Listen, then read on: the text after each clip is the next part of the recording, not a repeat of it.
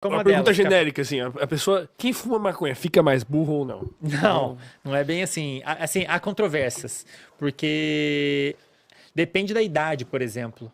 Parece que e tem experimentos que testam isso, né? Certos produtos que tem na maconha, tem dois produtos muito especialmente importantes, né? O THC, que é o que já dá o grau e tudo mais, e tem o CBD. São os dois principais componentes que você encontra na maconha, mas tem outros. E eles podem ser usados em vários quadros clínicos para tratamento, tem vários benefícios.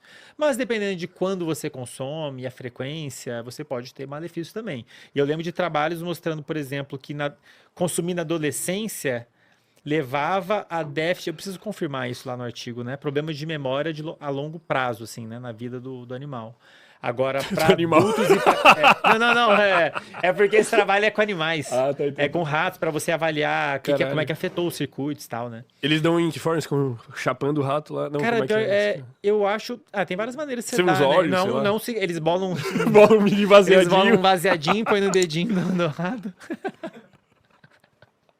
E aí ele dá uma tragadinha. Não, sacanagem. Eu não sei se foi, eu tenho que olhar no artigo, mas pode ser por gavagem. Você põe assim pra ele tomar, pra ele consumir por via oral, né? Dá um baseadinho pra ligar. Mas assim, na adolescência, resumindo, na adolescência é ruim, pra idosos pode ser muito bom, por exemplo. Pra questões de memória, uma série de finalidades, assim, né? Então depende muito do componente que você tá colocando.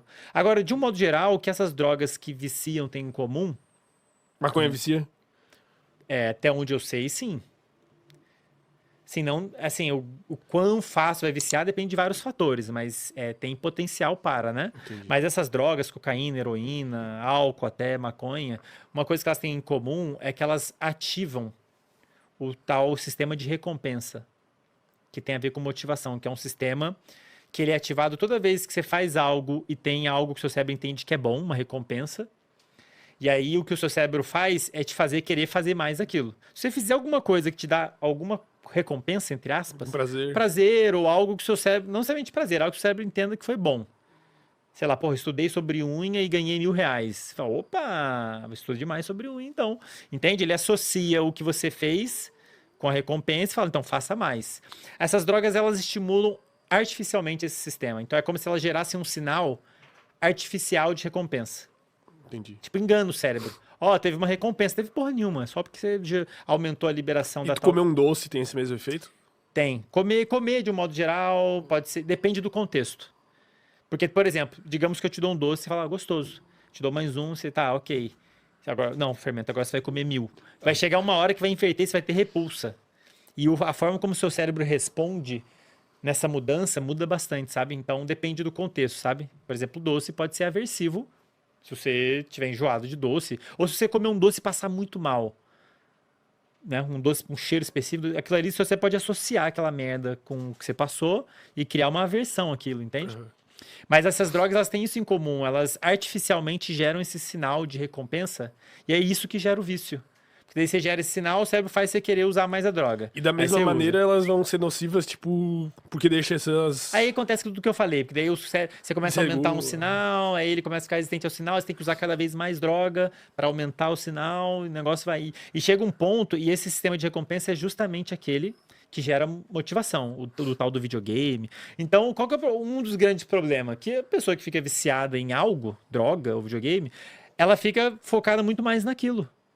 E deixa de fazer as outras coisas, deixa de trabalhar, deixa de dar atenção pro filho, pro marido, pra esposa, deixa de fazer, de comer, sei lá, vende a casa, faz uma caralhada de coisas porque você meio que hackeou o cérebro negativamente, você enganou o cérebro e fez ele ficar hiper motivado pra aquilo, uma coisa só, que na verdade nem tem benefício nenhum pra você usar droga. Que benefício tem você usar droga? Diversão. Mas é. Não, às vezes não, cara. Muitas drogas não geram prazer, não são divertidas, a pessoa simplesmente sente um impulso enorme de usar, mas assim, por nenhum motivo. Tipo, sei lá, crack. Aham, O cara fica aham, ali aham. depressivão, mas ele. Só quer saber daquilo, mas não é porque dá Só prazer, por porque causa faz dos feliz. É porque recompensas. você hackeou esse sistema, o sistema. Você fez o cérebro querer só aquela merda ali. E aí você tem que ter o tratamento pra lidar com isso, né?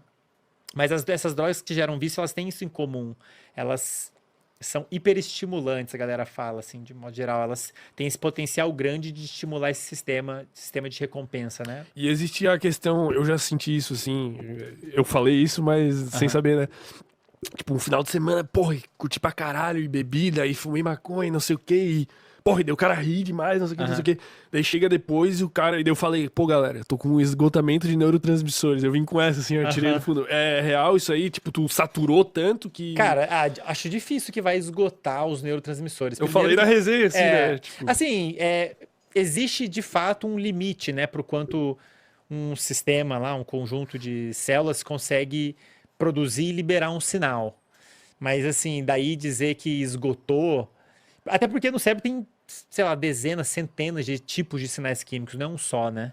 Só daqui a gente eu não citei os nomes, a gente já falou aqui de uns... 15. Não, nem tanto. Não? Uns 5 ou 6 tipos diferentes. GABA, glutamato, dopamina, adrenalina. Os externos eu não tô contando, né? A gente falou de 4. Mas, assim, tem muitos tipos, sabe? Glutamato. Então, não vai esgotar. Senão, a forma como os neurônios se comunicam é por um sinal químico. A gente tem 86 bilhões de neurônios. Alguns mais, outros menos. Por aí, essa faixa. Mais ou menos isso. E eles se comunicam muito com outras, e a comunicação de uma célula com a outra é por um sinal químico. Se eu sou uma célula, o que eu faço? Eu jogo um sinal químico, o sinal químico vai chegar aí em você, vai ligar em você e vai ter algum efeito em você. É assim que elas se comunicam. Então não vai acabar, senão você não ia conseguir... Não tem como. Mas, eventualmente, algum sistema específico ou outro, você pode ter alguma modificação, como a gente falou aí de quando a gente está usando droga. Agora, assim, não vai ser, você tá fazendo uma parada, acabou. Mas, tipo assim, ó, vamos supor, fazer atividade física libera dopamina, não sei o quê, né? E tal. Por que eu não posso, tipo, fazer muita atividade física e ter muita dopamina e me sentir cada vez mais com mais prazer e ficar, tipo, meu Deus, fui na academia e gozei de tanto prazer, assim. Cara, tem gente que, de certa maneira, cria um certo vício por atividade física, né? Mas, tipo assim, por que eu não posso, tipo, sei lá... Cara, eu corro 20 minutos, já não sei quanto que eu tenho pra liberar a dopamina, né? Tipo, por que eu não posso correr 6 horas e, tipo, explodir meu sistema de dopamina, assim? O que... Porque não é assim, né? Não é assim que funciona. Você começa a correr, começa a liberar dopamina, e quanto mais você corre, mais dopamina tem. A dinâmica de liberação do neurotransmissor, o efeito que ele vai ter... Não é assim. A galera simplifica muito quando eles falam praticar atividade física libera dopamina. Não é tão simples assim. É um processo mais complexo. É mais complicado. A dinâmica temporal, inclusive, de liberação. Geralmente, na verdade, para você se motivar para fazer algo, antes de você fazer mesmo, você ir lá considerar fazer, você já tem liberação de dopamina. Sinalizando, faz mesmo que isso aí é bom. Então você já tem uma liberaçãozinha avisando pro seu próprio cérebro, ó. Só de tu pensar, né? Eu tô considerando aqui ler sobre unha. No primeiro cenário. Cara, tu deve ter tido uma unha encravada. Não, que não, porque eu tentei pensar um assunto que ninguém quer saber. Não, mas com um exemplo aí tá uma manicure, filha da puta, eu adoro unha, caralho. Não, eu pensei num assunto que ninguém tem interesse, né? No primeiro cenário, você pensa, vou estudar sobre unha. Se não tem motivo nenhum, é zero dopamina. Capaz até de você ter uma diminuição, uma inibição, falando pro seu cérebro. Não, cara. Seu cérebro tá sendo avisado assim, não. Não faz isso, não. Porra, vai gastar energia que isso aí chega a ser até doloroso pensar em estudar sobre unha. Agora, o outro cenário. Cara, meu podcast vai bombar estudar sobre unha. No que você pensou, vou estudar sobre unha, já tem um aumento. Isso vai te mobilizar a começar a parada. Então, assim, a dinâmica de liberação da dopamina, quando a gente vai executar uma tarefa, não é tão simples assim, fez, aumentou e pronto, ou não aumentou. Tem toda uma dinâmica temporal. E a atividade física vai muito além disso, né? Atividade física, depende da atividade física, né? Não é uma coisa só. Correndo, quanto tempo você vai correr? Qual a intensidade? Vai levantar peso, não vai levantar peso? Assim, a atividade física ela tem diferentes efeitos no nosso corpo e no cérebro. Certo? Mas, de um modo geral, uma coisa que a atividade física faz também é liberar várias substâncias químicas, muitas delas envolvidas com relaxamento. Sabe aquela sensação, quem pratica atividade física sabe, aquela sensação, tipo, relaxado, um bem-estar, quase que uma euforia? Em boa parte é quando essas substâncias são liberadas, entre elas a tal da endorfina, que a galera fala muito, que parece a morfina. Sabe a morfina de filme? A galera, dá uma morfina. É tipo isso aí, só que o seu corpo produz. Endocannabinoides, que é uma substância que o seu cérebro produz, que é igual ao que tem na maconha. Age igual a maconha, só que é o seu cérebro que produz, chama endocannabinoide. E serotonina, um pouco. Então, são moléculas que são liberadas que geram esse efeito de relaxamento e tudo mais.